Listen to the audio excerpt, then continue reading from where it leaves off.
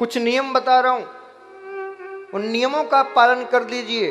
मैं स्टाम्प पे लिख के देता हूं, आपके घर में कोई वीर बालक पैदा होगा। पहला नियम, बाजार का खाना बंद, सुन लीजिए। दूसरा नियम, ये मोबाइल छीन के दान कर देना वो व्यासपीठ पे, ठीक है। और एक कीपैड वाला हमसे ले जाना, उन्हीं को कह रहे हैं। और फिर देखना बालक कैसा होगा, जो तुम्हारा ही नहीं पूरे देश का नाम रोशन करेगा। तीसरा नियम, घर में वीर पुरुषों की गाथाओं को पढ़ना और सुनना शुरू कर दो।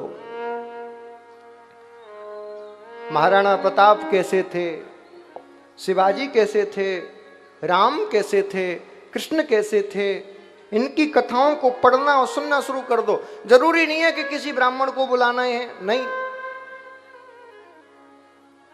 माता जी बैठ जाएं काम करने के, और जैसे ही भैया आए दुकान से तुरंत रामायण पकड़ा दो। बोले आधा घंटा रामायण सुनाओ मुझे, अर्थ सहित, केवल चौपाई नहीं, अर्थ सहित सुनाओ।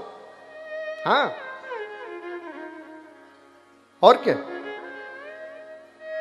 जब रोज रामचरितमानस का, भागवत का, बोले भागवत सुनाओ मुझे, श्लोक नहीं पढ़ सकते कोई बात नहीं, हिंदी पढ़ के सुनाओ।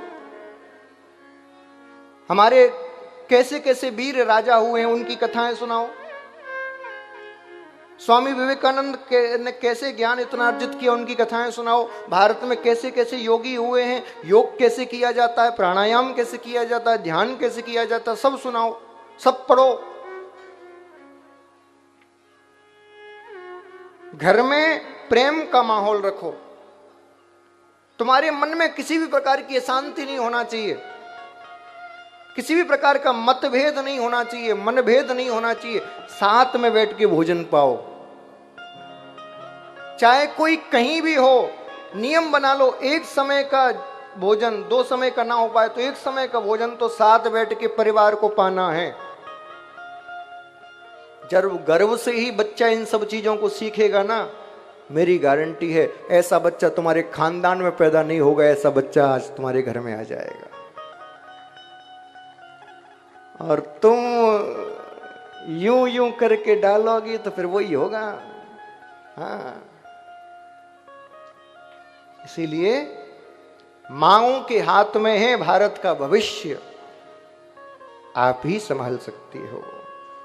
सब्सक्राइब करें हमारे YouTube चैनल साधना गोल्ड को और पाएं वीडियो सबसे पहले। और हाँ, बेल आइकन दबाना ना भूलें।